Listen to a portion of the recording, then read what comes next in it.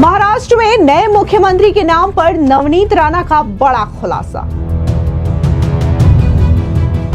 नवनीत राणा बोली, देवेंद्र फडणवीस ही बनेंगे मुख्यमंत्री। हमारे मुख्यमंत्री 2014 में जो थे हमारे देवेंद्र फडणवीस जी, क्योंकि जिस तरीके से उन्होंने हम लोगों का मॉरल डाउन नहीं होने दिया, हम लोगों में एक नया प्रेरणा जगाते रहे और लड़ने का विश्वास दिया, तो मुझे लगता है हमारे मुख्यमंत्री हमारे देवेंद्र फडणवीस जी बनेंगे। महाराष्ट्र में क्या नए मुख्यमंत्री को लेकर के सस्पेंस हुआ खत्म? उद्धव ठाकरे पर जमकर हमलावर हुई नवनीत राणा। मुझे लगता है कि उद्धव ठाकरे जी को जब अलायंस में बीजेपी के साथ थे तो कुछ सीटें बीजेपी की वजह से उनकी ज़्यादा आई थी, तब उन्हें बीजेपी अच्छी नहीं लगती थी। आज कांग्रेस के साथ अलायंस में थे, महाअघाड़ी में थे, तो आज उन्हें कांग्रेस अच्छी नहीं लग रही है। उसका कारण एक है कि इनकी सीटें एकदम जीरो पे आगे खड़ी हो गई हैं। महाराष्ट्र विधानसभा चुनाव में प्रचंड जीत के बाद महायुति के सामने मुख्यमंत्री के नाम के ऐलान को लेकर के अभी भी लगातार सामंजस्य की स्थिति बनी हुई है। इस बीच आपको बता दें कि बीजेपी की नेता नवनीत राणा ने बड़ा खुलासा कर दिया है। दरअसल उनका कहना यह है कि देवेंद्र फडणवीस ही हमारे मुख्यमंत्री बनेंगे। दरअसल आपको बता दें, एक और देवेंद्र फडणवीस का नाम सीएम पद की रेस के लिए फाइनल माना जा रहा है, तो वहीं कई सारे नेता चाहते हैं कि देवेंद्र फडणवीस को ही सीएम बनाया जाना चाहिए। आपको बता दें कि न सिर्फ नवनीत राणा जो हैं वो देवेंद्र फडणवीस के नाम का समर्थन करती हुई दिखाई दे रही हैं, बल्कि इससे पहले रामदास अठावले ने भी देवेंद्र फडणवीस के नाम का जिक्र किया था।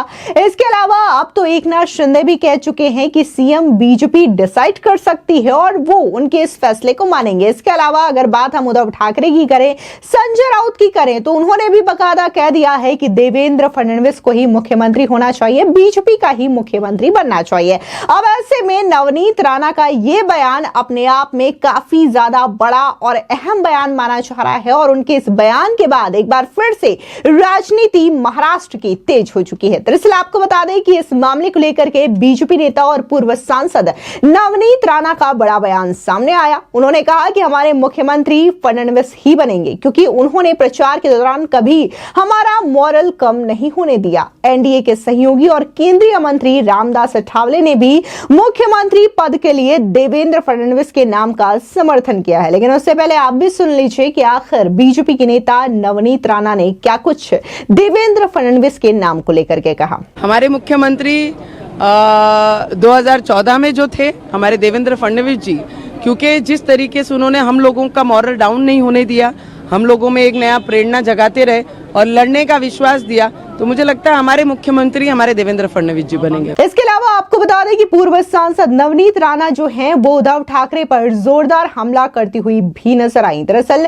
नवनीत राणा ने उद्धव ठाकरे पर हमला बोलते हुए कहा कि उद्धव ठाकरे जब बीजेपी के साथ थे तो उनकी कुछ सीटें ज्यादा आ गई थी, लेकिन तब उन्हें बीजेपी पसंद नहीं आई। अब कांग्रेस के साथ हैं और कम सीटें आई हैं तो भी उन्हें पसंद नहीं आ रहा है। उद्धव ठाकरे को ना ही कम और ना ही ज्यादा सीट देने वाली पार्टियां पसंद है, वो केवल खुद को मुख्यमंत्री देखना चाहते हैं। सुनिए किस तरीके से उद्धव ठाकरे पर नवनीत राणा ने एक एक करके जोरदार हमले बोले। मुझे लगता है कि उद्धव ठाकरे जी को जब अलायंस में बीजेपी के साथ थे तो कुछ सीटें बीजेपी की वजह से उनकी ज्यादा आई थी, तब उन्हें बीजेपी अच्छी नहीं लगती थी। आज कांग्रेस के साथ अलायंस में थे, महाअघाड़ी में थे, तो आज उन्हें कांग्रेस अच्छी नहीं लग रही है। उसका कारण एक है कि इनकी सीटें एकदम जीरो पे आगे खड़ी हो गई हैं। तो मुझे लगता है उद्धव ठाकरे जी को ना ज़्यादा बर्दाश्त होता है ना कम डाइजेस्ट होता है, तो इन्हें सिर्फ अपने पार्टी की और अपने आप को मुख्यमंत्री बनाने के लिए काम करते हैं। तो मुझे लगता है कि उद्धव ठाकरे जी अपने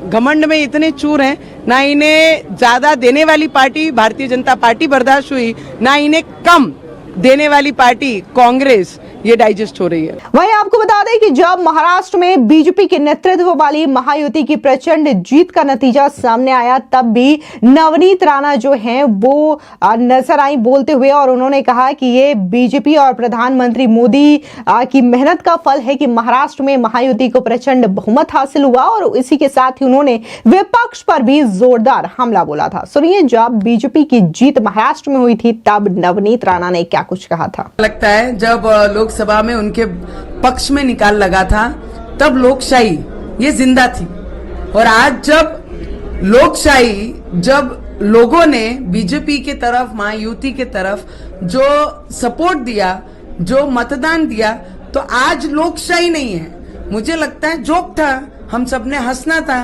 और हंस के निकाल देना चाहिए। मुझे लगता है जो घर पे बैठते हैं उन्हें, जो हम जैसे ये जो बोलते हैं लोकशाही खत्म हो रही है लोकशाही के विरोध में, जब ईवीएम लोकसभा में भी था, जब इनकी सीटें चुन के आई, आज भी ईवीएम है। जब इनके पक्ष में लगा तो लोकशाही जीवंत है, जब हमारे बाजू में लगा तो लोकशाही की हत्या है। तो ये जोक था, मैंने जोक से ले लिया। हाँ, भाजपा का मुख्यमंत्री होना चाहिए, और मुख्यमंत्री भी हमारे देवेंद्र फडणवीस जी होने चाहिए, यही सपना है हमारा। मैं आपको इतना ही बता सकती हूँ कि लोकसभा में जो प्रचार राहुल गांधी के तरफ से झूठा प्रचार किया गया था, आज हमारा जो नारा था, एक रहेंगे तो सेफ रहेंगे, ये नारे के साथ में वो चित्र पूरे महाराष्ट्र में देखने को सबको मिला है। और हमने पहले से ही, हमारा ये फिक्स था कि हमारे ये नारे के साथ हमारी विचारधारा के लोग आगे बढ़ेंगे। और ये चित्र देख के बड़ा आनंद हो रहा है कि मैं कुछ मतों से मेरे लोकसभा क्षेत्र में पीछे रह गई, पर आज उससे कई ज्यादा मतों से हमारे सभी एमएलए यहाँ पर चुन के आए।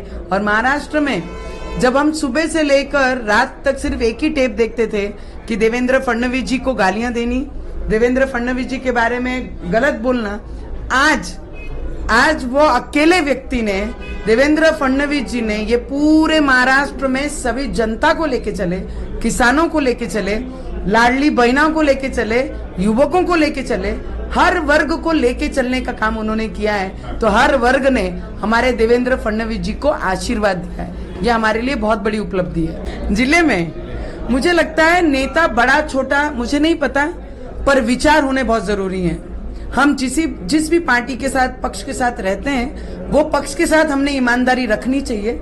और कई बेईमानों ने हमारे जिले में लोकसभा में बेईमानी की, तो मुझे लगता है जिन्होंने बेईमानी की उनकी जगह, उनको एक्चुअली जो बड़ा है वो हमारा मतदार है, वो मतदारों ने उनकी जगह उन्हें दिखा दी है। और बच्चू कडू भाऊ के बारे में मैं इतना ही बोल सकती हूँ, हमारे दादा है, बड़े हैं, कि उन्होंने बोलना कम करना चाहिए, किसी का अपमान कम करना चाहिए, गालियां गलौज से जो बात करते हैं वो कम करना चाहिए, अधिकारियों के ऊपर हाथ उठाना जो करते थे वो चिढ़ लोगों में थी, वो कम करना चाहिए। किसी के भी यहाँ पर जाकर कुछ भी किसी का अपमान शब्द बोलना वो कम करना चाहिए। तो बच्चू भाऊ को मेरे तरफ से इतनी सलाह होगी, जो बोलते हैं कि हमारे बिना मुख्यमंत्री नहीं होंगे, आज उनकी जगह उनके मतदार संघ के लोगों ने दिखा दी। जो जिस थाली में खाता है, अगर उस थाली में छेद करता है तो उसकी जगह आज घर पे ही है। दरअसल आपको बता दें, वहीं दूसरी ओर कार्यवाहक सीएम एकनाथ शिंदे ने प्रेस कॉन्फ्रेंस के दौरान ये कहा कि बीजेपी का सीएम हमें मंजूर है, मुझे पद की लालसा नहीं, जब मैं मुख्यमंत्री था तब मोदी जी मेरे साथ खड़े रहे, अब जो फैसला लेंगे उसे हम स्वीकार करेंगे। आपको बता दें कि महाराष्ट्र का अगला मुख्यमंत्री कौन होगा, ये सवाल महाराष्ट्र चुनाव के परिणाम आने के बाद लगातार बना हुआ है, लेकिन अब इस सवाल का जवाब आज दिल्ली में होने वाले महायुति के नेताओं के बैठक के बाद साफ हो जाएगा। आज दिल्ली में महायुति की बैठक होने वाली है और इस बैठक में देवेंद्र फडणवीस, एकनाथ शिंदे और अजीत पवार शामिल होंगे और ये लोग बकायदा दिल्ली में बीजेपी के शीर्ष नेताओं के साथ मुलाकात करेंगे, जिसके बाद फाइनली नाम पर मुहर लग जाएगी कि अगला महाराष्ट्र का सीएम कौन होगा। सूत्रों की माने तो महाराष्ट्र का अगला मुख्यमंत्री भारतीय जनता पार्टी से होने की संभावना तेज है। सूत्रों का यह भी मानना है कि सीएम 2 उप मुख्यमंत्रियों का समर्थन मिलने वाला है, शायद उसमें शिवसेना प्रमुख एकनाथ शिंदे और एनसीपी प्रमुख अजीत पवार होंगे। हालांकि ये सभी चीजें बैठक के बाद ही साफ हो पाएंगी। वही संभावित रूप से 2 दिसंबर को नए मुख्यमंत्री का शपथ ग्रहण समारोह हो सकता है। आपको याद दिला दें कि महाराष्ट्र चुनाव में महायुति गठबंधन ने 288 में से 235 सीटें जीती, जिसमें से अकेले अगर हम बीजेपी की बात करें तो बीजेपी ने 132 सीटों पर जीत हासिल की और इसी आधार पर माना जा रहा है कि अगला मुख्यमंत्री बीजेपी से होगा। फिलहाल सीएम के नाम पर अभी तक खुलासा नहीं हुआ है, लेकिन अगर चर्चाओं की बात करें तो देवेंद्र फडणवीस का नाम ही सबसे ज्यादा रेस में आगे चल रहा है, क्योंकि जिस तरीके से लोकसभा चुनावों में बीजेपी का जो प्रदर्शन रहा, महायुति का प्रदर्शन रहा, उसको वापस से बैलेंस करने में कहीं ना कहीं देवेंद्र फडणवीस की बड़ी और अहम भूमिका रही, जिसकी वजह से विधानसभा चुनाव में बीजेपी ने बहुत बड़ा कमबैक किया, महायुति ने बहुत बड़ा कमबैक किया। और ये देवेंद्र फडणवीस जिस तरीके से जमीन पर जाकर के नेताओं से जुड़े, कार्यकर्ताओं से मिले, इन तमाम चीजों ने कहीं ना कहीं बूस्टर का काम किया और महायुति को प्रचंड जीत महाराष्ट्र विधानसभा चुनावों में मिली। और वहीं दूसरी ओर महाविकास अघाड़ी को करारी शिकस्त का सामना करना पड़ा। फिलहाल आपको क्या लगता है कि महाराष्ट्र का अगला मुख्यमंत्री कौन होगा? कमेंट सेक्शन में जरूर बताएं। धन्यवाद।